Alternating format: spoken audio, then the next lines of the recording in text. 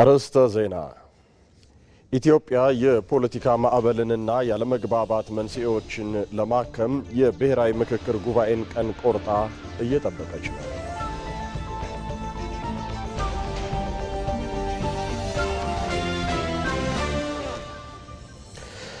ጥቅምት 24 2013 ዓ.ም የሰሜን እዝን ካስመቱት የህወሓት ቡድን አመራሮች አንዱ የሆኑት ጀነራል ማዕሾ የሰሜን እዝን ሳይቀድመንና ሳይደፍቀን ቀድመን መተነዋል ሲሉ ተናገሩ።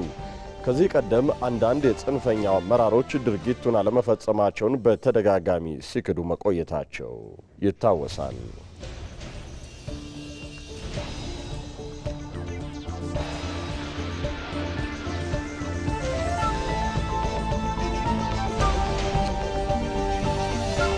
ማክሮ ኢኮኖሚ መዋቅራዊ ማሻሻያዎችን በቁርጠኝነት መተግበር የጀመረችው ኢትዮጵያ የዓመታዊ የውጭ ምንዛሪ አጠቃላይ ፍሰቷን ከ38 ቢሊዮን ዶላር በላይ ማድረስ ችላለች።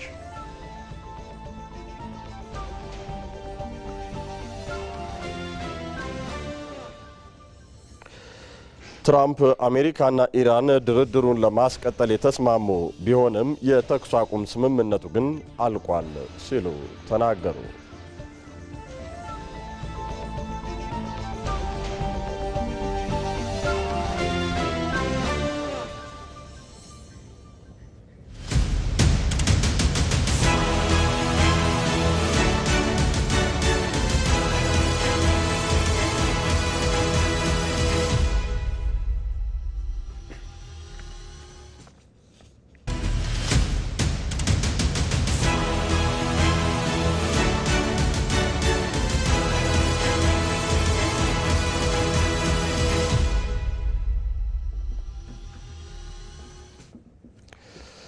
ሰላም የተከበራችሁ ተመልካቾቻችን፣ ሐምሌ 4 2018 ዓ.ም ለተቀዳሚ ከኢትዮጵያ ቴሌቪዥን በቀጥታ ወደ እናንተ የሚደርሰውን የሰባት ሰዓቱን ዜና እነሆ ብለናል። ከዜናዎቹ ጋር ብሩክ ተስፋዬ ነኝ። አብራችሁ እንድትቆዩ ጋብዛለሁኝ። በቅድሚያም ለሁሉም ኢትዮጵያውያን የሀገራችንን ሁለንተናዊ ዕጣ ፈንታ በጋራ ለመወሰን ታሪካዊ ታላቁ ምክክር ትልቅ ምዕራፍ የሚከፈትበት ዕለት 4 ቀን ብቻ ቀርተውታል። ከጫፍ እስከ ጫፍ ሰብአዊ መብቶች የተከበሩባት ኢትዮጵያን መገንባት፣ ዘላቂ ሰላምና ሀገራዊ አንድነትን ለመገንባት በጋራ መክሮና ዘክሮ መግባባት ላይ መድረስ ወሳኝ ጉዳይ ነው።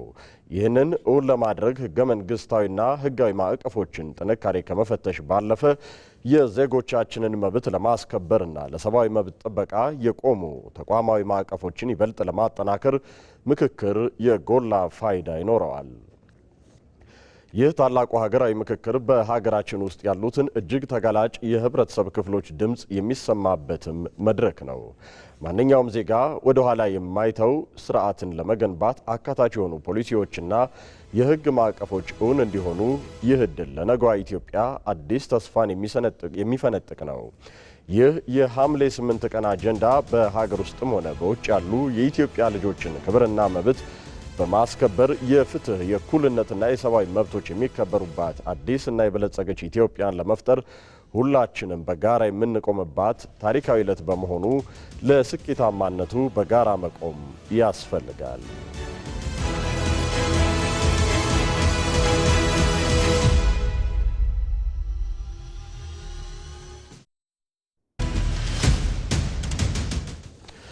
ክቡራን ተመልካቾቻችን፣ ከዚሁ ጉዳይ ጋር ወደ ተገናኙ ዜናዎቻችን በቅድሚያ እናመራለን። ሀገር በፖለቲካ ማዕበልና በታሪካዊ ቅራኔዎች ስትናወጥ ከቀውሱ መውጫው ብቸኛው መልህቅ ብሔራዊ ምክክር ነው። ይሁን እንጂ የሰላም ጉዞ ስኬት ጥቂት የፖለቲካ ልሂቃን በዝግ በር የሚያደርጉት ስምምነት ሳይሆን ከታችኛው የህብረተሰብ ክፍል እስከ አደባባይ የሚሰማው የዜጎች እውነተኛ ድምፅና አካታችነት ላይ የተመሰረተ ነው። ሳዳት መሐመድ ሳኒ በዚሁ ዙሪያ ያሰናዳው ትንታኔ አለ። በአንድ ሀገር ታሪክ ውስጥ የፖለቲካ ማዕበሎች ሲበረቱ የማንነት ጥያቄዎችና ስር የሰደዱ የታሪክ ቁስሎች አገርን አጣብቂኝ ውስጥ ሲከቷት ማየት አዲስ አይደለም። በእንደዚህ አይነት ፈታኝ ታሪካዊ አጋጣሚዎች ውስጥ የገቡ ሀገራት ከማዕበሉ ወጥተው የሰላምን መልህቅ የሚጥሉበት ዋናው ቁልፍ መንገድ ብሔራዊ ምክክር እንደሆነ የዓለም ተሞክሮ መስካሪ ነው። ይሁን እንጂ የሁሉም ምክክሮች ጉዞና ውጤት እኩል አይደለም። የአንድ ብሔራዊ ምክክር እውነተኛ ስኬት የሚለካው የፖለቲካ ልሂቃን ጠባብ የስልጣን ኮሪደር ወጥቶ የሁሉም ማህበረሰብ ክፍል ድምፅ መስተናገድ ሲችል ነው። በደቡብ አፍሪካ በነጮችና ጥቁሮች መካከል ተሰንቅሮ ከነበረው አፓርታይድ ዘረኝነት ስርዓት ወደ ዲሞክራሲያዊ ጎዳና ስትሸጋገር ሂደቱ ስኬታማ ሊሆን የቻለው ጥቂት የፖለቲካ መሪዎች ስለተስማሙ ብቻ አልነበረም። ይልቁንም የሲቪል ማህበረሰብ፣ የሃይማኖት አባቶች፣ የሰራተኞች ማህበራትና መደበኛው ህዝብ በአንድ አደባባይ ድምፃቸውን ያሰሙበት መድረክ በመፈጠሩ ነው። አካታችና ግልጽነት የሂደቱ ልብ ትርታ ነበሩ። በንቃት የተሳተፉበት፣ በጋራ መተማመን የመሰረቱት የሲቪክ ማህበራት ጥምረት የቱኒዚያ የብሔራዊ ምክክር ሸንጎ ብንመለከት ተመሳሳይ እውነታ እናገኛለን። ከአረብ አብዮት ማግስት ሀገሪቱ ወደ አስፈሪ እርስ በርስ ግጭት ልታመራ ስትል 4 የሲቪል ማህበራት ድርጅቶች በጋራ በመሆን መሪነቱን ተረከቡ። ይህ ሂደት የፖለቲካ ፓርቲዎች ብቻ ሳይሆን መላው የቱኒዚያ ማህበረሰብ ያሳተፈ በመሆኑ ሀገሪቱን ከቀውስ ታደጋት። ለዚህም ታሪካዊ ስኬታቸው የኖቤል የሰላም ሽልማት ተበርክቶላቸዋል። የእነዚህን 2 አፍሪካዊ ሀገራት ተሞክሮ የሚያስተምረን ትልቁ ቁም ነገር ቢኖር የብሔራዊ ምክክር እውነተኛ ግቡ የፖለቲካ ስምምነት ላይ መድረስ ብቻ አለመሆኑን ነው። ዋናውና ዘላቂው ግብ በህዝብ መካከል መተማመን መገንባት ነው። ለዘመናት ሳይደመጥ የታለፉ ድምጾች ማዳመጥና ዘላቂ ሰላም የሚበጅ የጋራ መንገድ ማበጀት ነው። ኢትዮጵያ ስር የሰደዱ የፖለቲካና የታሪክ ቅራኔዎቿን ለመፍታት የብሔራዊ ምክክር ኮሚሽን አቋቁማ ወደ ተግባር ከገባች 4 ዓመታትን አስቆጥራ በጉጉት ወደሚጠበቀው የመቋጫ ምዕራፍ ደርሳለች። አሁን ላይ የኢትዮጵያ ብሔራዊ ምክክር ኮሚሽን ሂደት እነዚህን ዓለም አቀፍ ስኬታማ ተሞክሮች መሰረት አድርጎ እየተጓዘ ብቻ ሳይሆን ጥንካሬውን አጎልብቶ ድክመቶቹን በሚያበረቱ አሰራሮች አክሞ የመጣ በመሆኑ ወደ ስኬት ምዕራፍ ለመሻገር ትክክለኛው ሀዲድ ላይ ይገኛል። እጅግ አካታች እና አሳታፊ በሆነ መንገድ ከኢትዮጵያውያን ከራሳቸው አጀንዳውን ነቅሶ በማውጣት ሊያለያዩን ወደ አለመግባባት ያመጡንን የተለያዩ ጉዳዮችና ትርክቶችንም ጨምሮ ወደ ፊት በማምጣት ከህዝቦቻችን በማምጣት እነሱ በሚወክሏቸው ተወካዮቻቸው አማካኝነት ተሳትፎን አድርጎ ወደ መግባባት ላይ እንዲደርሱ ማስቻል ነው የኢትዮጵያ ሀገራዊ ምክክር ኮሚሽን ዋና ዓላማውና ስራው። ፕሮሰሱ አካታች፣ ፕሮሰሱ ተጠያቂነት ያለበት፣ ፕሮሰሱ የኢትዮጵያን ጥቅም መሰረት ያደረገ፣ ፕሮሰሱ ከሁሉም በላይ ደግሞ በተቻለ የሁሉም ድምፅ የሚሰማበት የሁሉም ፕሬዘንስም የሚታይበት ውክልና ነው ማለታችን ነው እና መጀመሪያ ፕሮሰሱ የሚታመን ከሆነ ውጤቱ የሚታመን ይሆናል። ኮሚሽኑ እስካሁን ባከናወነው ተግባራት አጀንዳዎችን በማሰባሰብ ረገድ ከፖለቲካ ልሂቃን አጀንዳ ወጥቶ ወደ ታችኛው ህብረተሰብ ክፍል መውረድ ችሏል። በአዲስ አበባና በተለያዩ ክልሎች በተካሄዱ የአጀንዳ ማሰባሰብ መድረኮች ላይ የተስተዋለው ለዚህ ማሳያ ነው። በውይይት አዳራሾች ውስጥ የሃይማኖት አባቶች፣ የሀገር ሽማግሌዎች፣ ሴቶች፣ ወጣቶች፣ አካል ጉዳተኞች፣ ምሁራንና የንግዱ ማህበረሰብ ተወካዮች ጎን ለጎን ተቀምጠው በቀጥታ ሲሳተፉ ተስተውሏል። ይህ አካሄድ ምክክሩ ጥቂት ልሂቃን ስልጣንንና ጥቅማቸውን የሚከፋፈሉበት መድረክ ሳይሆን የህዝቡ እውነተኛ ብሶትና የወደፊት ተስፋ የሚቀረጽበት መሆኑን በተግባር አሳይቷል። በውይይት የመጣ አጀንዳ በመግባባት ላይ ደረጃ የተወያየበት፣ ማህበረሰብ ያመነበት፣ ዜጎች የተስማሙበት፣ የነሱ ሀሳብ የተካተተበት ሀገራዊ ግንባታ ዘላቂነትን ያረጋግጣል። የኢትዮጵያ ምክክር መጨረሻ መዳረሻው ጊዜያዊ የፖለቲካ ማስታገሻ መፈለግ አይደለም። ይልቁንም ለዘመናት በሀገር መንግስት ግንባታ ሂደቱ ላይ ያጋጠሙ ስንጥቃቶችን በማከም ለትውልድ የሚተርፍ ጽኑ መሰረት መጣል ነው። በቅድመ ምክክር ሂደቱ 1300 ወረዳዎችን ባካለለው የምልአተ ህዝብ ተሳትፎ ሐምሌ 8 ለሚጀምረው ታላቁ ሀገራዊ ምክክር ጠንካራ ግብዓት የሚሆኑ ናቸው። የተለያየ አውድ ቢኖራቸውም በደቡብ አፍሪካ የአፓርታይድ ስርዓትን፣ ቱኒዚያ ደግሞ የአረብ ጸደይ አብዮትን ተከትሎ ያጋጠማትን ፖለቲካዊ ቁርሾ ለማከም የሄዱበት መንገድና የተሻገሩት ታሪክ እንደሚያስተምረን ብሔራዊ ምክክር ረጅም፣ አድካሚና ከፍተኛ ትዕግስት የሚጠይቅ ሂደት ነው። ስኬቱ የሚለካውም በሂደቱ አካታችነትና ግልጽነት ላይ ብቻ ነው። በዚህ ረገድ የኢትዮጵያ ሀገራዊ ምክክር በእጅጉን የላቀ ሂደት የተከተለ ከፖለቲካ ልሂቃን ፍላጎት በላይ የህዝብን ዘላቂ የሰላም ጥማት ማዕከል ያደረገ በጋራ መተማመን ላይ የተመሰረተች ለሁሉም ዜጎች የምትመች ሀገር እንድትሆን ትልቅ አቅምና ተስፋ የተሰነቀበት የክፍለ ዘመኑ ትልቅ ፕሮጀክት ነው። በኢትዮጵያ ሀገራዊ ምክክር ብቸኛው ዘላቂ የሰላም ጎዳና በመሆኑ አሁን ኢትዮጵያ እየመከረች ትገኛለች። ኢትዮጵያውያን ተሰባስበው ለዘመናት የዘለቁ ያለመግባባት መንስኤዎችን ለማከም ቀን ቆርጠው እየጠበቁ ነው። በዚህ የምክክር ሂደት ውስጥ ደግሞ ሐምሌ 8 ለሚካሄደው ሀገራዊ ምክክር ምዕራፍ ጉባኤው የምክክር ሂደቱ ምን ሊሆን ይገባል በሚል ሰፊ ስራዎች ሲሰሩ ቆይተዋል። ዛሬም የኢትዮጵያ ሀገራዊ ምክክር ኮሚሽን ከአዲስ አበባና ከፌዴራል ተቋማት ለተውጣጡ ተሳታፊዎች በምክክር ሂደቱ እንዴት ነው ተሳትፏቸው ሊሆን የሚገባው የሚለውን ግንዛቤ በአድዋ ድል መታሰቢያ መስጠት ጀምሯል። ይህንን ሁነት እየተከታተለች የምትገኘው ሪፖርተራችን ነጻነት ፍቅሩ በቀጥታ መስመራችን ላይ ትገኛለች። ነጻነት እንደምን ውለሻል? እስኪ በተገኘሽበት መድረክ ላይ ያሉ ሀሳቦች እንደምን ያሉ ናቸው? መልከታሽን አጋሪ ነው። አመሰግናለሁ። እንደሚታወቀው ለኢትዮጵያውያን ሀገር መገንባት አዲስ ነገር አይደለም። በታሪክም የመንግስት አስተዳደር መስርተው ሕግና ስርዓት አበጅተው እንዲሁም በሃይማኖት ጸንተው በጀግንነት ሀገርን ጠብቀው ለሺህ ዘመናት የቆየ ሀገርን መስርተው አስረክበውናል። ነገር ግን በዚህ በረዥም የሀገረ መንግስት ግንባታ ሂደት ውስጥ ግን ኢትዮጵያውያን ያጋጠማቸው የሀሳብ ልዩነቶች፣ አለመግባባቶች ያልተፈታ ስብራትን እንዲፈጠር አድርጎ አልፏልና በተለይ ኢትዮጵያ በምታካሄደው የልማት ጎዳና ላይ እነዚህ ሀሳቦችን እንዴት ነው ማስታረቅ ያለብን የሚለው ደግሞ በተደጋጋሚ ሲነሳም ቆይቷል። ኢትዮጵያውያን ካለፉባቸው አለመግባባቶች፣ ቁርሾዎች ለመላቀቅ ምን መደረግ አለበት ሲባል ሀገራዊ ምክክር ወሳኝ ስለመሆኑም ተመላክቶ ኢትዮጵያ እንግዲህ የሀገራዊ ምክክር ሂደቷን ጀምራ ዛሬ ላይ ታሪካዊ ምዕራፍ ላይ ትገኛለችና በዚህ የሀገራዊ ምክክር እንግዲህ ከዚህ ቀደም በሀገረ መንግስት ግንባታ ሂደት ውስጥ የነበሩ ቁርሾዎችን ለመፍታት እንደ ሀገር የሚያስማሙ ጉዳዮች የትኞቹ ናቸው፣ የሀሳብ ልዩነቶች የሚፈጥሩ ጉዳዮች የትኞቹ ናቸው በሚለው ላይ ሰፊ የሆነ ምክክር በማድረግ በተለይም እንደ ሀገር ሐምሌ 8 ዋናው ሀገራዊ ምክክር ሊካሄድ ጥቂት ቀናቶች ቀርተውታል። ከዚህ አስቀድሞ ግን የቅድመ ምክክር ሂደቱ ምን መሆን አለበት በሚለው ላይ በምክክር ሂደቱ ለሚሳተፉ ወደ 4000 ለሚጠጉ የምክክር ተሳታፊዎች የቅድመ ምክክር ግንዛቤ እየተሰጠም ይገኛልና ዛሬም የኢትዮጵያ ሀገራዊ ምክክር ኮሚሽን ከአዲስ አበባና ከፌዴራል ተቋማት ለተውጣጡ በምክክር ሂደቱ ለሚሳተፉ ተሳታፊዎች የቅድመ ምክክር የግንዛቤ ማስጨበጫ መርሃ ግብር እያካሄደ ነው የሚገኘውና የኮሚሽኑ ዋና ኮሚሽነር ፕሮፌሰር መስፍን አራያ በዚሁ ጊዜ እንግዲህ ለምክክር ተሳታፊዎቹ የእንኳን ደህና መጣችሁ መልእክት ካስተላለፉ በኋላ ሰፋ ያሉ ሀሳቦችን አንስተዋልና ከዚህ ጋር ተያይዞ ኢትዮጵያውያን እንግዲህ ለመጀመሪያ ጊዜ ስለ ሀገር ግንባታ፣ ስለ ሰላም፣ ስለ ሰብአዊ መብት፣ ስለ ማህበራዊ ጉዳዮች እንዲሁም ደግሞ ስለ ሌሎች ጉዳዮች በጋራ ለመነጋገር፣ ለመደማመጥ እንዲሁም ደግሞ በአንድነት በእንዲህ መልኩ መሰባሰባቸው ትልቅ ምዕራፍ መሆኑን በመግለጽ ከዚህ ባለፈ ግን ትላንት ሀገር ሲመሰረት በነጻነት እንዲሁም ደግሞ በረዥም የሀገረ መንግስት ግንባታ ውስጥ ደግሞ ኢትዮጵያውያን ምንም እንኳን ነጻነታቸውን አስጠብቀው ዛሬ ላይ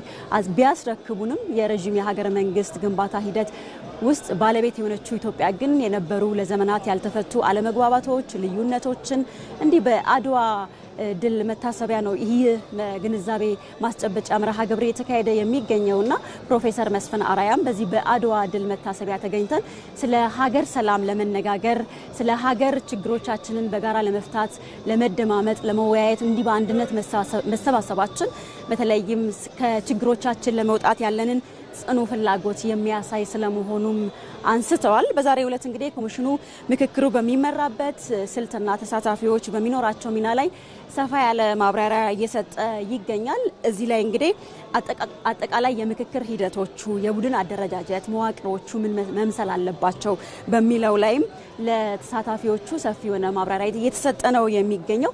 ይህ መድረክ ተሳታፊዎቹ በምክክሩ ምን አይነት ንቁ ተሳትፎ ሊያደርጉ ይገባል የሚለውን ታሳቢ በማድረግ ለምክክር ተሳታፊዎቹ እየተሰጠ ነው የሚገኘው።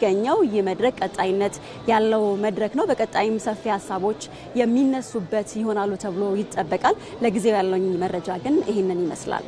ነጻነት፣ ለመረጃዎችሽ እጅግ አድርጌ አመሰግናለሁኝ። ወደ ሌላኛው ጉዳይ እናመራለን። ኢትዮጵያ በታሪኳ ለመጀመሪያ ጊዜ የምታካሄደው ሀገራዊ ምክክር ጉባኤ እንደ ሀገር ስር በሰደዱ ስብስብ ችግሮች ዙሪያ የጋራ ተግባቦት ከመፍጠር ባሻገር ለብሔራዊ አንድነት ግንባታና ለብሔራዊ ጥቅሞቻችን መከበር ሁነኛ መንገድ ነው አሉ የባህር ዳር ከተማ ነዋሪዎች። ነዋሪዎቹ አክለውም ከቀናት በኋላ የሚጀምረው የምክክር ጉባኤ በአጀንዳ ማሰባሰብ ሂደቱ ያነሷቸውን የተለያዩ ጥያቄዎች መልስ በጉጉትና በተስፋ እንደሚጠብቁት ለኢቲቪ አስተያየታቸውን ሰጥተዋል። የነዋሪዎቹን አስተያየት ሪፖርተራችን ተስፋውን ደስታ ከስፍራው አሰባስቦ አድርሶናል። እንከታተል። ሀገራዊ ምክክር ኮሚሽኑ በዚህ አስቸጋሪ ወቅት ከጀመረበት ቀን አንስቶ በዚህ ከአጀንዳ ከማሰባሰብ አኳያ በየክልል ከተሞች ብዙ መከራዎችን ሲያይ ቆይቷል። በስተመጨረሻም እንደ ክልል ደግሞ የሰጠናቸው ጥያቄዎች አሉ። እንደ ባህር ዳርም እንደ አማራ ክልልም የሰጠናቸው ጥያቄዎች አሉ። እነሱ ጥያቄዎች በዚህ ሀገራዊ ምክክር ኮሚሽን ይፈታሉ ብለን ተስፋ እናደርጋለን። ምክክሩ የተቆለፈ ጓጉንቸሩን ይፈታል ብዬ አስባለሁ። ይህ ጓጉንቸር ደግሞ ምንድነው? ከብሔር ብሔር ዝም ብሎ የመነጨ ጥያቄም ሊሆን ይችላል። መንግስትም ያላየው ነገር ሊሆን ይችላል። ከስራ ጫናም ሊሆን ይችላል።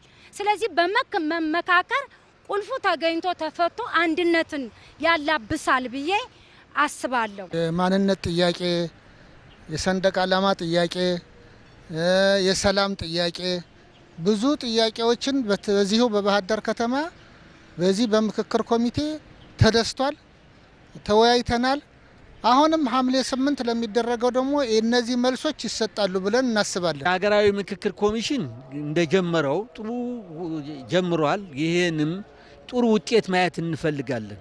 ምኞታችን ሰላም እንድናገኝ አንድ ኢትዮጵያ ሆነን የኖርነ ብሔር ብሔረሰብ የሚለውን ታምር ትተን አንድ ኢትዮጵያዊነታችን ይዘን እንድንጓዝ ነው ምኞታችን። ይሄ ነው።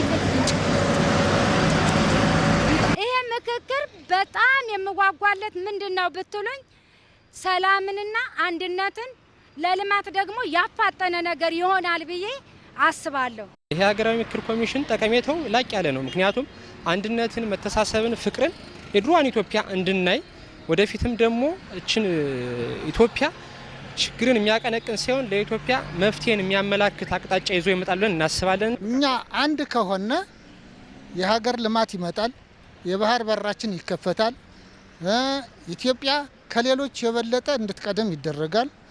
በተለይ ደግሞ ሰራተኛው ስራን እንዲያገኝና የባህር ወደባችን ደግሞ በክልላችንም ሆነ ለኢትዮጵያ አስተዋጽኦ የሚያደርግ ስለሆነ እንፈልገዋለን፣ እንታገላለን፣ ለሱ እንቆማለን።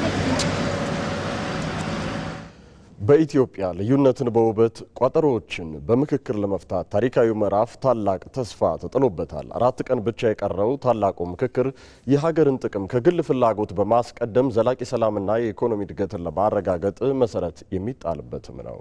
መሐመድ አልቃድር ተከታዩን ትንታኔ ያሰናድተዋል።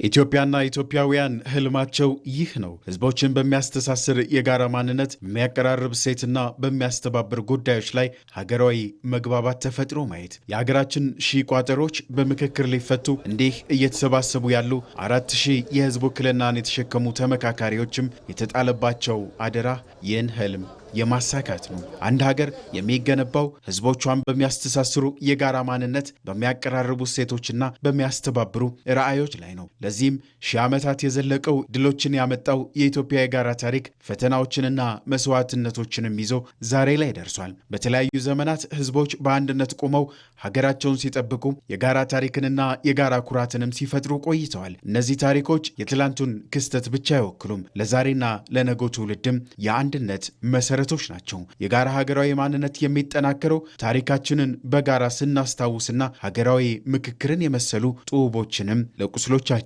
ማሻሪያ ስናኖር ነው። ሰርቶ ከብሮ በልጽጎ ተመራምሮ ትልቅ እድገትና ልማት አምጥቶ ከራብና ከድህነት ነፃ የሚወጥበትን ዓለም አገር የመፍጠሩ ጉዳይ ነው። አብሮ ለመኖር በአብሮነት ላይ የተመሰረተ አገር ለመመስረት በተለይ በኋላ ቀርነት ከምንታወቁበት ከድህነትና ከራብ ለመውጣት ህዝብ መመካከር አለበት። በጋራ እንድንድን አንደኛ ከውሸት ትርክትና ከተዛባ የታሪክ ግንዛቤ ወጥተን ወደ እውነተኛ ሀገርና ሰውን መሀል በሚያደርግ መልኩ ብዙ የሚነገሩ ታሪኮች አሉ። ብዙ የጋራ ማንነቶች አሉ። የጋራ ታሪኮች አሉ። ደግሞ ከሚያለያዩን ይልቅ አንድ የሚያደርጉን ተቆጥሮ አያልቁም። የጋራ ጣፈንታ የሀገራዊ ማንነት አስፈላጊው መሰረት ነው። የአንድ ሀገር ዜጋ ደህንነት የሌላው እድገትና የሁሉም ሰላም እርስ በርስ የተሳሰሩ መሆናቸውን መረዳትም በዚሁ ጣፈንታ ውስጥ አብሮ የመቆየትን ዋጋ ያስረዳል። የሀገር ሉዓላዊነትን መጠበቅ፣ ሰላምን ማጽናትና ልማትን ማፋጠን የዚህው የሀገራዊ ምክክሩ ዋና ዓላማ ነው። ያለመግባባት መንስኤ የሆኑትን ጉዳዮች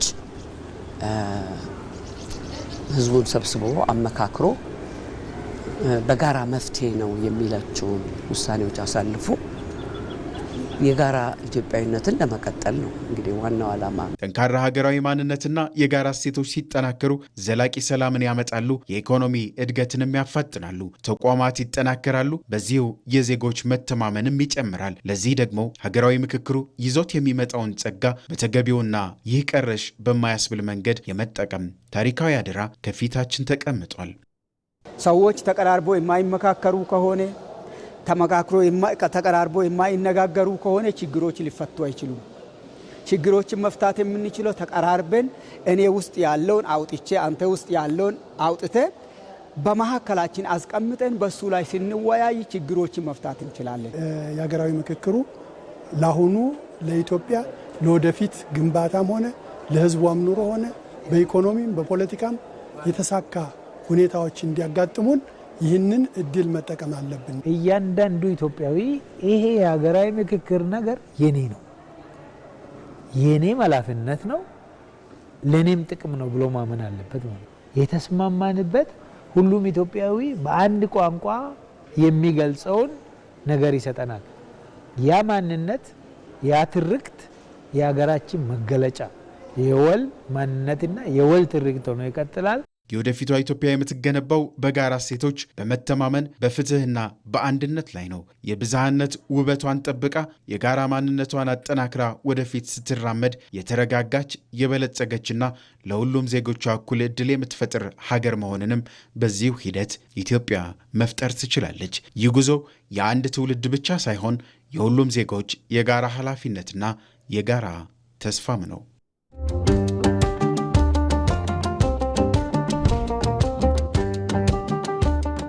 በትምህርት ዘርፍ ያለን አቋምና የምንሰራው ስራ ከየትኛውም ዘርፍ ስራ በላይ እንኮራበታለን። አሁን መደመር ዩኒቨርሲቲ እኛ እየገነባ ነው።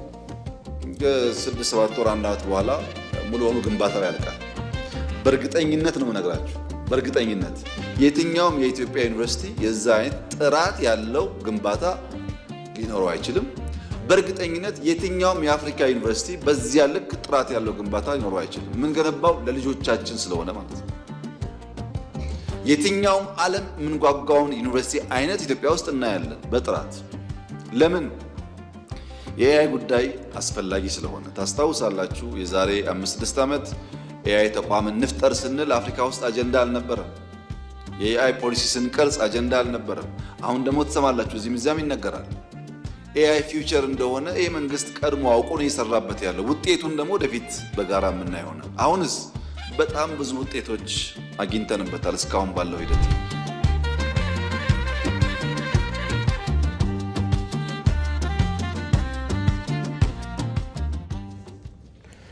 ከመልእክቱ ተመልሰናል። ወደ ሌሎች ጉዳዮቻችን እናመራለን። ከሰሞኑ በአዲስ አበባ በአንዳንድ አካባቢዎች የክረምቱን መጠናከር ተከትሎ በእግረኛ መንገድና በአስፓልት ላይ የውሃ መተኛት እየተስተዋለ ነው። ይህን በተመለከተ እዚሁ ማብራሪያ እንዲሰጡን እንግዳ ጋብዘናል። እንግዳችን በምክትል ከንቲባ ማዕረግ የአዲስ አበባ ከተማ አስተዳደር ስራ አስኪያጅ ኢንጂነር ወንድሙ ሴታ ናቸው። ስለ ጊዜዎት እጅግ አድርጌ አመሰግናለሁ። በጣም እጅግ አመሰግናለሁ። እንግዲህ አሁን ክረምት እየተጠናከረ ከመምጣቱ ጋር ተያይዞ በእግረኛ መንገድና በአስፓልቶች ላይ የውሃ መተኛት ክስተት እየታየ ነው ያለውና የዚህ ዋነኛ ምክንያቱ ምንድን ነው? ጥሩ አመሰግናለሁ። እንግዲህ የክረምት ወራትን መግባት ተከትሎ በአንዳንድ አካባቢዎች ላይ የሚታዩ የጎርፍ ምልክቶች አሉ። እነዚህ የጎርፍ ምልክቶች አሁን ባለው ሁኔታ ያደረሱት የከፋ ጉዳት የለም፣ ግን ደግሞ በተወሰነ መልኩ የእግረኞችን የተሽከርካሪዎችን እንቅስቃሴ አፌክት አድርገዋል። እነዚህን አካባቢዎች የምናይበት ጊዜ እንግዲህ ወደ 12 አካባቢ የሚጠጉ ቦታዎች ናቸው። እነዚህ ቦታዎችም በአብዛኞቹ ከሰኔ 15 በኋላ የክረምቱ ወራት ከመጠናከሩ ጋር ተያይዞ የተከሰቱ ነው። እነዚህን አካባቢዎች በምናይበት ጊዜ በአብዛኞቹ በንፋስ ስልክ ክፍለ ከተማ ክልል ውስጥ ያሉ ናቸው። ከነዚህም ውስጥ ትናንት በተለይ ጀሞ መስታወት ፋብሪካ አካባቢ የተከሰተ በአስፓልት ላይ ከፍተኛ ውሃ መተኛት ነው። ሌላኛው ጀርመን አደባባይ አካባቢ ያጋጠመ ነው። ሶስተኛው ደግሞ ጀሞ ሚካኤል መስቀለኛ አካባቢ ያጋጠመ ነው። አራተኛው ደግሞ አረቄ ፋብሪካ ወንዝ አካባቢ ያጋጠመ ችግር ነው። ትናንት በተመሳሳይ መልኩ እንደዚሁ አትላስ አካባቢ እንዲሁም ደግሞ ከቀለበት መንገድ ወደ ጃፓን ኤምባሲ በሚመጣው መንገድ ላይ የተከሰተ ችግር አለ። በተመሳሳይ መልኩ ሌሎችም አካባቢዎች ላይ እንደዚሁ በተመሳሳይ ፒያሳ ኤሊያና ሞል አካባቢ እንደዚሁ ቦሌ ደግሞ አካባቢ ላይ በተመሳሳይ ቦሌ ድልድይ አካባቢ የተከሰቱ ሁኔታዎች አሉ። የነዚህ መከሰት ዋነኛ መንስኤ ተደርጎ እኛም ለመለየትና ለማየት የሞከር ነው በአብዛኛው የድሬኔጅ መስመሮቻችን ብሎክ መደረጋቸው ነው። የፍሳሽ መስመሮቻችን የጎርፍ ማፋሰሻ መስመሮቻችን ብሎክ መደረጋቸው ነው። ሌላኛው አዲስ የገነባናቸው ግንባታዎችና አዲስ የገነባናቸው ወይም በኮሪደር ያለማናቸው አካባቢዎችና ቀድሞ ደግሞ የተገነቡ መሰረተ ልማቶች ያላቸው አቅም አለመጣጣም ጋራ ተያይዞ የተከሰተ ነው። ኮሪደር በተገነባባቸው ቦታዎች ላይ ያሉትን ችግሮች የምናይበት ጊዜ በዋነኛነት ከሰፈር ውስጥ የሚወጡ ትናንሽ የድሬኔጅ መስመሮች አሉ። እነዚህ የድሬኔጅ መስመሮች በኮንስትራክሽን ወቅት የተነካኩ መሆናቸው ምክንያት በእነዚህ አካባቢዎችም ላይ እንደዚህ በተመሳሳይ መልኩ አንዳንድ ማቋረጫዎች ላይ ግለሰቦች በሰሯቸው ግንባታዎች ላይ በነበሩ የኮንስትራክሽን ተረፈ ምርቶች ምክንያት ነው። በተለይም ሰፋ ያለ የጎርፍ መተኛት የተከሰተበት የጀሞ መስታወት ፋብሪካ አካባቢን ችግር የምናይበት ጊዜ አካባቢው ከፉሪ ተራራ የሚመጣ ትልቅ ፍሳሽ አለ። ያንን ፍሳሽ ተቀብሎ ወደ ዋናው መንገድ የሚያስተላልፍ ሰከንደሪ ዲች አለ ወይም ደግሞ ሁለተኛ ደረጃ የጎርፍ መቀበያ መስመር አለ። በዚህ የጎርፍ መቀበያ መስመር ላይ የተለያዩ ህገወጥ ግንባታዎች፣ ማስፋፊያዎች፣ ሱቆች፣ የንግድ ቦታዎች የተገነቡ መሆናቸው ምክንያት ጎርፉን ተቀብሎ ሴፍሊ ወደ ዋና የመንገድ መሰረተ ልማት የሚያስገባው መስመር በመዘጋቱ ምክንያት ዋናው አስፓልት ላይ በተወሰነ መልኩ ጎርፍ ተኝቷል። ይሄ እንግዲህ የከፋ አደጋ ያላደረሰበት ዋነኛው ምክንያት አድርገን እኛ የምንወስደው መሰረተ ልማቶቹ አሉ፣ ግን በተለያየ ምክንያት ዲስፋንክሽን ያደረገ ወይም ደግሞ ፕሮፐርሊ አገልግሎታቸውን እንዳይሰጡ ያደረጋል። አንዱ በነዛ ላይ የሚከናወኑ ግንባታዎች ናቸው። ሌላኛው ደግሞ የኮንስትራክሽን ተረፈ ምርቶች በየቦታው እየተጣሉ እነዚህም መሰረተ ልማቶች መዝጋታቸው ምክንያት ነው። ሶስተኛው ደግሞ ነባር መሰረተ ልማቶች አዲስ ገነባናቸው መሰረተ ልማቶች ጋራ በሚያያዝበት ወቅት የአቅም ችግርን በመኖሩ ምክንያት የተፈጠረ ችግር ነው። ከዛ ባለፈ እንግዲህ ደረቅ ቆሻሻ አያያዛችን ላይ በተለይ ፕላስቲክ ኮዳዎች ጋራ ተያይዞ አብዛኞቹ ማንሆሎችን ከፍተን በምናይበት ጊዜ ወይም ደግሞ የተዘጉትን ማንሆሎች ከፍተን ቼክ በምናደርግበት ጊዜ የተፈጠሩ ችግሮች አብዛኞቹ የፕላስቲክ ቆሻሻዎች በእነዚህ ማንሆሎች ላይ ገብተው ብሎክ ማድረጉ ምክንያት የተፈጠረ ችግር ነው። ታዲያ እነዚህን ችግሮች ከተስተዋሉ ለማስተካከል የተወሰዱ እርምጃዎች እንዴት ያሉ ናቸው? እንግዲህ እኛ የክረምቱ ወራት ከመግባቱ በፊት እነዚህ ሂስቶሪካሊ የሚታወቁ ቦታዎች በመሆናቸው ምክንያት ለይተን ወደ 133 አካባቢ የሚጠጉ በከተማችን የእሳትና አደጋ ስጋት ስራ አመራር በኩል ወደ 26 አካባቢ የተለዩ ቦታዎች አሉ። ወንዝና ወንዝ ዳርቻ አካባቢ ተያይዞ ያሉ፣ በመንገድ መሰረተ ልማቶች ላይ ደግሞ ያሉ እንደዚሁ በተመሳሳይ መልኩ ወደ 70 አካባቢ የሚሆኑ በመንገዶች ባለስልጣን በኩል የተለዩ አሉ። በህብረተሰብ ጥቆማ ወደ የለየናቸውን ጨምሮ ወደ 133 አካባቢ የሚጠጉ ቦታዎች ነበሩ። እነዚህም ቦታዎች አስቀድመን ለይተን የተዘጉ ድሬኖችን መክፈት፣ ማንሆሎችን ከፍተን የማጽዳት፣ አንዳንድ ቦታ ላይ የጎርፍ ማፋሰሻ ማቋረጫ ቦታዎች ላይ ነበሩ የአቅም ችግር የነበረባቸውን ቦታዎች እንደዚህ በተመሳሳይ መልኩ አፕግሬድ የማድረግ ስራ ሰርተን ኦልሞስት እስካሁን ድረስ ባለው ፕሮግረስ 70% የሚሆነውን አጠናቀናል። ግን ደግሞ ይሄ ስራ እንዲያጠናቅናል ብለን የምንገባበት ሳይሆን ዛሬ የከፈትነው ቦታ ነገ ከሆነ ቦታ የሚመጣ ቆሻሻ ወይ ኮንስትራክሽን ተረፈ ምርት ምክንያት ወይም ደግሞ ባልተገባ ግንባታ ምክንያት ብሎክ ሊደረግ የሚችልበት በተለያየ ምክንያት እነዚህ መሰረተ ልማቶች ላይ ጉዳት በመድረሱ ምክንያት ሊዘጋ የሚችልበት ስለሆነ ምልክት ባየን ቁጥር ቶሎ ብለን ደርሰን እነዚህን ችግሮች ለመፍታት የቻልነውን ያህል ጥረት እያደረግን ያልነው ቀድመንም ለይተን የሰራናቸው ስራዎች አሉ። በተለይም ከሰፈሮች የሚወጡ የጎርፍ ማፋሰሻ መስመሮች በደረቅ ቆሻሻ የተዘጉ፣ በአረም በጥሻ የተዘጉትን፣ በሌላ የተዘጉትን የመክፈት ስራ ለመስራት የ90 ቀን የክረምት ንቅናቄ ስራ ኦልሬዲ ዲዛይን አድርገን ክብርት ከንቲባ በተገኙበት ላውንች አድርገን የተለያዩ ስራዎችን እየሰራን ያለ ነው። አሁን የምናያቸው ምልክቶች ተከትለን ደግሞ የምንሰራቸው መቅለያና መፍትሄ መስጠት ስራዎች ደግሞ በዘላቂነት ችግሩ ተደጋግሞ እንዳይከሰት ማድረግ የምንችለውን ጥረት ምናልባት እዚሁ ላይ አብረው ቢያክሉት ምለው ችግሩን በዘላቂነት ለመፍታት ከተማ አስተዳደሩ ምን እየሰራ ነው?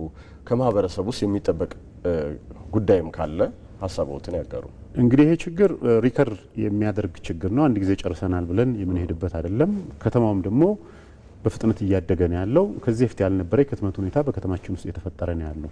በዘላቂነት ለመፍታት አንዱ ያደረግነው ጥረት ምንድነው? የከተማችን ድሬኔጅ ማስተር ፕላን ከየት ነው ውሃ የሚመነጨው ውሃ ወደየትኛው ካችመንት ነው የሚሄደው ይሄን ካችመንት ደግሞ ይዞ ወደ ተፈጥሯዊ የውሃ መፋሰሻ ወንዞቻችን የሚወስዱ መሰረተ ልማቶቻችን መሆን መቻል አለባቸው ከዚህ በፊት ደግሞ የመሰረተ ልማት አቅም ችግር ያለባቸው የትኞቹ አካባቢ ናቸው የሚለውን ለመለየት ጥረት አድርገናል በቀጣይ የምንሰራቸው ፌዝ ዴቨሎፕመንቶቻችን ይሄንን ችግር የሚፈታ ደረጃ ለማድረግ እየሰራን ያለነው ሌላኛው የኮሪደር ልማት ስራችን ነው የኮሪደር ልማት ስራችን እንግዲህ መንገድ ማስፋት የትራፊክ መጨናነቅ እንትን ማድረግ ከተማችን ገጽታ መቀየር ብቻ ሳይሆን ከዚህ በፊት ያረጁና በወቅቱ የዛሬ 20-30 ዓመት እነዚህ መሰረተ ልማቶች ሲገነቡ ታሳቢ ያልተደረጉ በጣም ዝቅተኛ አቅም ያላቸው የድሬኔጅ መሰረተ ልማቶችንም አፕግሬድ የማድረግ ስራ እየሰራን በመሆኑ ምክንያት ይሄ ችግር እየተፈታ ነው እየሄደ ያለው ሌላኛው የወንዝ ዳርቻ ልማት ስራዎቻችን ናቸው እንግዲህ ወንዝ ዳርቻዎቻችን ከዚህ በፊት ያለውን በሁኔታ የምናይበት ጊዜ በአብዛኛው ክረምት መጣ ቁጥር ሰው የሚሞትበት ንብረት የሚወድምበት በዛ አካባቢ የሚኖሩ ዜጎቻችን ለተለያየ አደጋና ስጋት የሚጋለጡበት አይነት ሁኔታ ነበር የወንዝ ዳርቻ ልማት ስራችን በዘላቂነት እነዚህ ወንዝ ዳርቻዎቻችን ዜጎቻችን የከተማችን ነዋሪዎች ለጎርፍ አደጋ ማጋለጡ እንዲሆኑ የማድረግ ስራ እየሰራን ነው ኦቨርኦል ደግሞ የከተማውን ደግሞ የአደጋ ስጋት ሁኔታ ለመለየት በ119 ወረዳዎች ላይ የአደጋ ስጋት ሪስክ ፕሮፋይል ጥናት እያጠናን ያለነው በዘላቂነትም በከተማው ስትራክቸራል ፕላን ውስጥ አካተን ይሄ ስራ በዘላቂነት የከተማችንን የአርባን ሬዚሊየንስ ወይም ደግሞ የተፈጥሮን አደጋ የመቋቋም አቅሟን በዘላቂነት ለመገንባት እየሰራን ያለው ስራ አለ አይ ቲንክ የሆነ ጊዜ ሰርተን የሚቆም አይደለም በዘላቂነትም ሰርተን ነባሩን ችግር የምንፈታበትም በቀጣይ ሊመጣ የሚችለውን ችግር አሊቤት የምናደርግበትን ስራ እየሰራን ያለነው መልካም በምክትል ከንቲባ ማዕረግ የአዲስ አበባ ከተማ አስተዳደር ስራ አስኪያጅ ኢንጂነር ወንድሙ ሴታ ስቱዲዮአችን ድረስ ተገኝተው ለሰጡ ማብራሪያ እጅግ አድርጌ አመሰግናለሁ መልካም ሙሉ ይሆንልዎት እኔም በጣም አመሰግናለሁ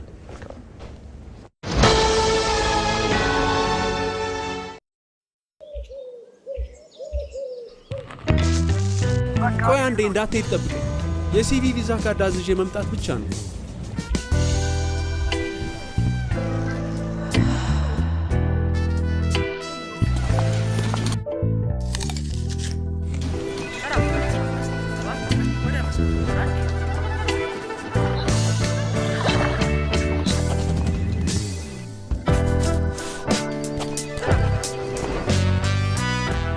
ባንኮ በመዳፉ በያዙት ስልኮ ቤቶ ድረስ ከተፍ ይላል ሰላም ጤና ይስጥልኝ በማንኛውም ሰዓት በተመቸው ቀን ባሉበት ሆነው የኢትዮጵያ ንግድ ባንክን ቪዛ ካርዶን በስልኮ ማዘዝ ይችላሉ የሲቢ ሞባይል ባንኪንግ መተግበሪያውን ይክፈቱ ባንኪንግ የሚለውን ይክፈቱ ቪዛ ካርድ ሰርቪስ የሚለውን ይምረጡ ይፈልጉ ምትክ ወይም አዲስ መጠየቅ የካርዶን አይነትና የሚወስዱበትን ቅርንጫፍ መርጠው ያረጋግጡ ባንክ የሚመጡት ካርዶን ለመውሰድ ብቻ ነው አሁኑኑ ያመልክቱ በፍጥነት ካርዶን ይውሰዱ የኢትዮጵያ ንግድ ባንክ ሁሌም የሚተማመኑበት ባንክ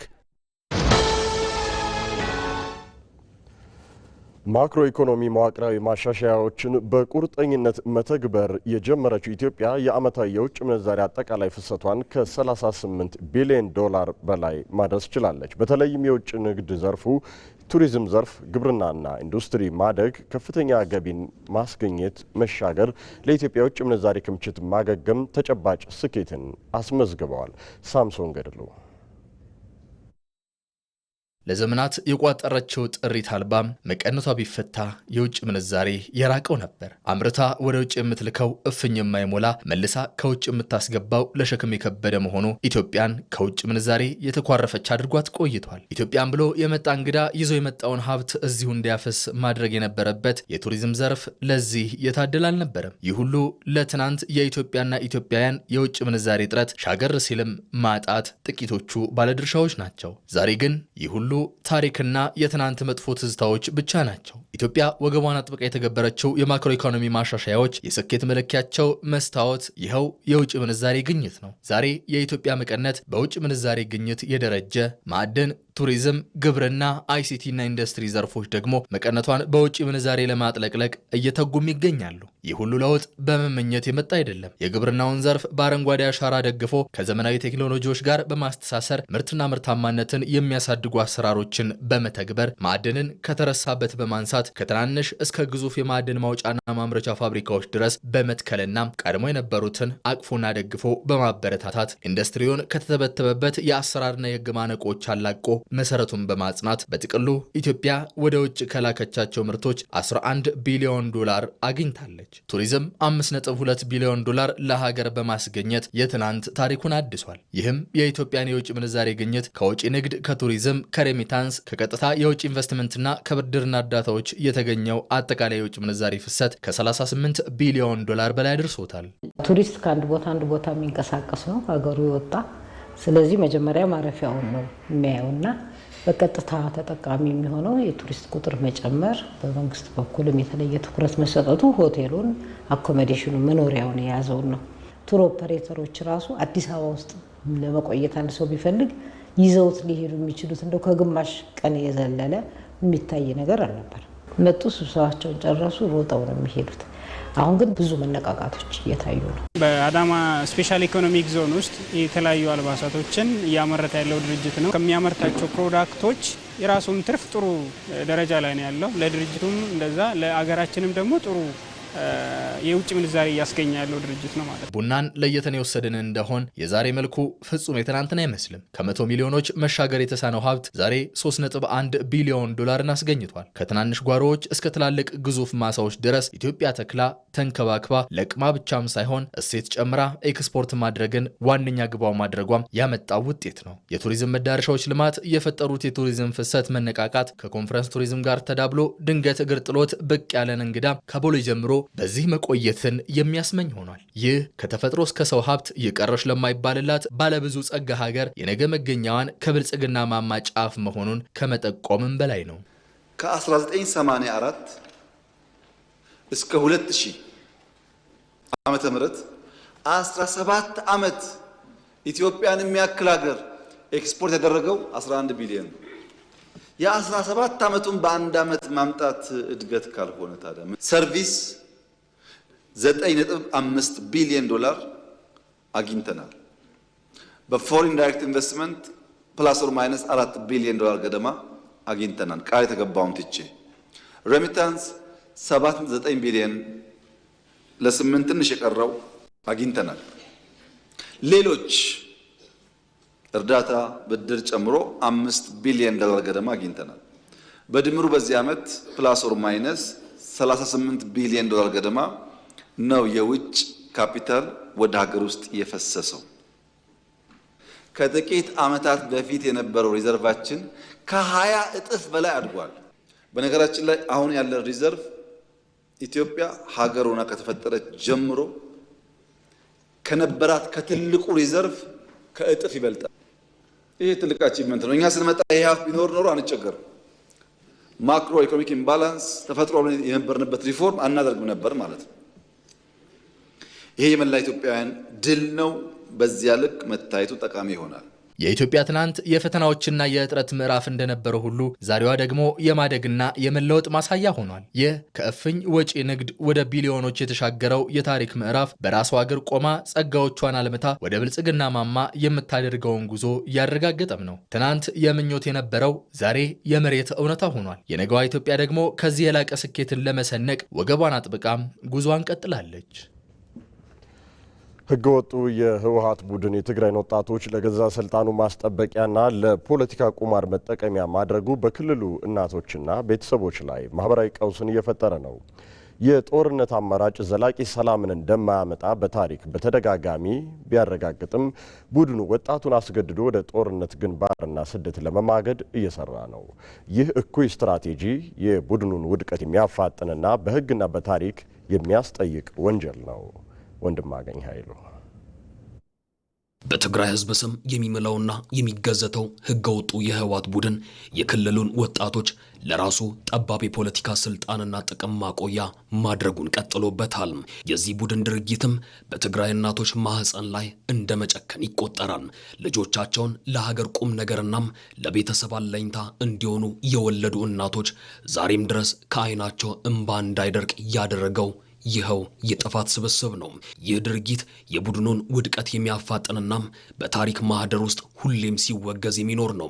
የዚህ ህገወጥ ቡድን ትልቁ ወንጀልና ክህደት ደግሞ የክልሉን ወጣት ያለምንም ርህራሄ ወደ ጦርነት ግንባር መማገዱና እንደ ሸቀጥ ወጣቶችን ለባንዳ መሸጥና ለስደት መዳረጉ ነው።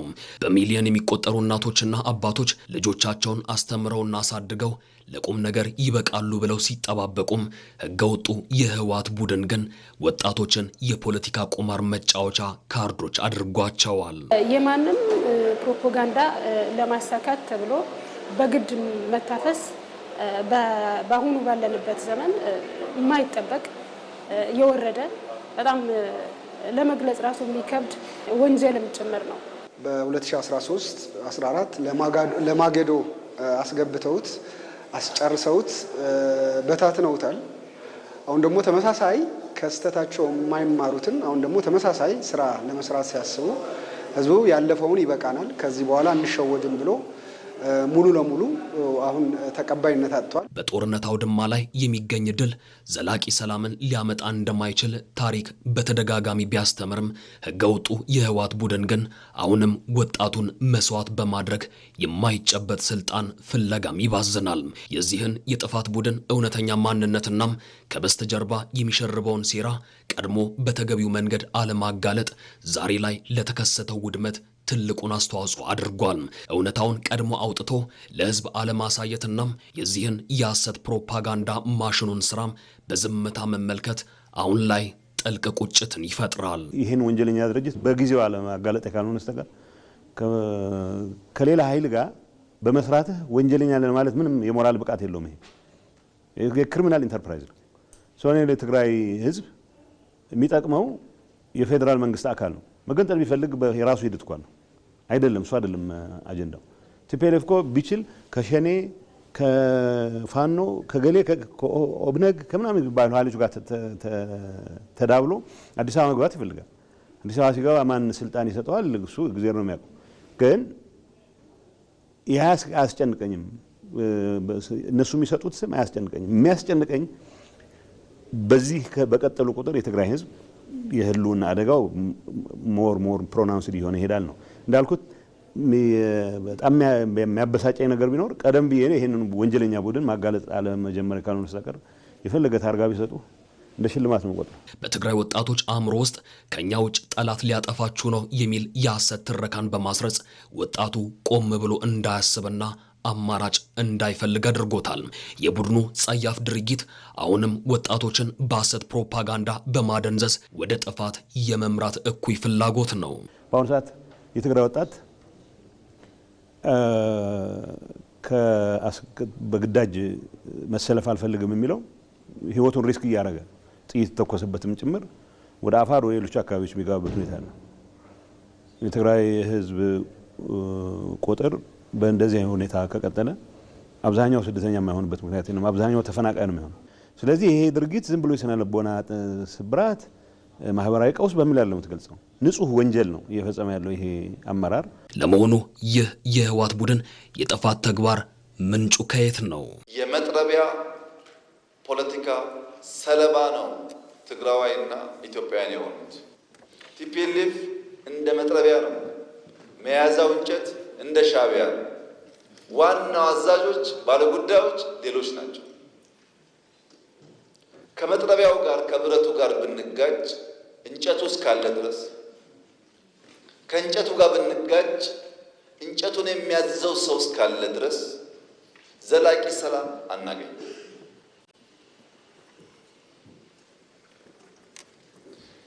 ይልቁንስ ለመጥረቢያውና ለእንጨቱ ያለኝ ምክር የኢትዮጵያ ሰላምና እድገት ይበልጥ ተጠቃሚ ያደርጋችኋል። የሚልካችሁ አካል መጠቀም ያደርጓችኋል እንጂ ምንም ፋይዳ የለው።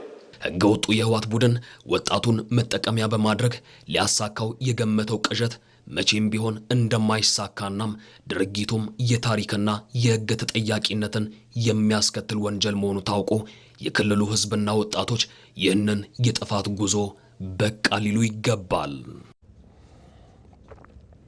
በሶማሌ ክልል በ2018 በጀት ዓመት ከ174 ሺህ በላይ ለሚጠጉ ዜጎች የስራ ዕድል መፍጠር ተቻለ። የሶማሌ ክልል ሴክተር ቢሮዎች የ2018 በጀት ዓመት የዕቅድ አፈጻጸም ግምገማ ተካሂዷል። በመድረኩ የሶማሌ ክልል ርዕሰ መስተዳድር ሙስጠፌ መሐመድ በክልሉ በግንባታ ላይ ያሉ ፕሮጀክቶችን በፍጥነት ለማጠናቀቅ እየተሰራ እንደሚገኝ አንስተዋል። ግንባታ ላይ የሚገኙ ፕሮጀክቶችን በተቀመጠላቸው የጊዜ ገደብ በማጠናቀቅ የክልሉን እድገት ለማፋጠን የሚደረገው የክትትልና ድጋፍ ስራ ተጠናክሮ ይቀጥላል። በክልሉ ከለውጡ በፊት መንገድን ጨምሮ የሌሎች መሰረተ ልማት አቅርቦት ችግር በስፋት ይስተዋል የነበረ ሲሆን አሁን ላይ ተቋማቱ በራሳቸው አቅም ገቢና ሀብት በማመንጨት የተለያዩ ፕሮጀክቶችን በመገንባት ችግሩን ማቃለል ተችሏል። ሌላው የከተሞችን መሬት አስተዳደር ዲጂታል በሆነ ስርዓት ውስጥ በማስገባትና ወጥ በሆነ አሰራር እንዲመራ በማድረግ የከተሞችን እድገት ማፋጠን ይገባል ተብሏል። በተጠናቀቀው በጀት ዓመት ወጣቶችን በተለያዩ የስራ ዘርፎች በማደራጀት ተጠቃሚ ማድረግ የተቻለ ሲሆን በዚህም ለ174340 ወጣቶች የስራ ዕድል መፍጠር መቻሉ ተመላክቷል። በመድረኩ በኢንቨስትመንት፣ በግብርና፣ በከተማ ልማትና በሌሎች ኢኮኖሚያዊና ማህበራዊ ዘርፎች በዞን በከተማ አስተዳደርና በሴክተር መስሪያ ቤት ደረጃ በየዓመቱ የተከናወኑ ተግባራትን አፈጻጸም ግምገማ እየተካሄደ ይገኛል። የዘገበው ሪፖርተራችን ቴዎድሮስ ታደሰ ነው።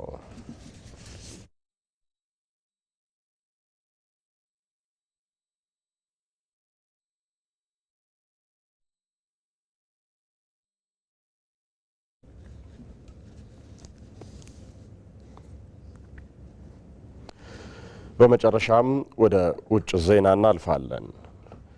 ትራምፕ አሜሪካና ኢራን ድርድሩን ለመቀጠል የተስማሙ ቢሆንም የተኩስ አቁም ስምምነቱ ግን አልቋል ሲሉ ተናገሩ። ፕሬዚደንት ዶናልድ ትራምፕ በሳምንቱ ግጭቶች ቢባባሱም ዩናይትድ ስቴትስና ኢራን ውይይታቸውን ለመቀጠል መስማማታቸውን አስታውቀዋል። ይሁን እንጂ ባለፈው ወር በሁለቱ ወገኖች መካከል የተደረሰው የተኩስ አቁም ስምምነት ማብቃቱን አውጀዋል።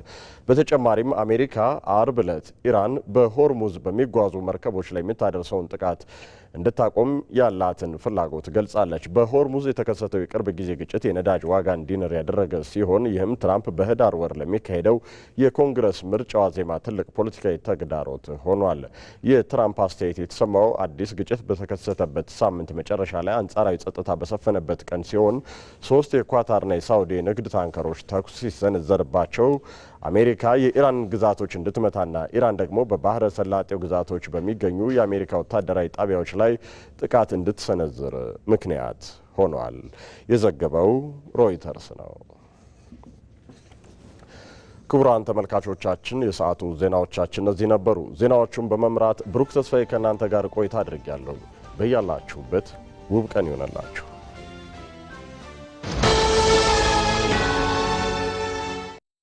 አመሰግናለሁ። መልካም ጊዜ ይመቻችሁ። አናቴ አንቺ ነሽ እኔን የምታግዢው።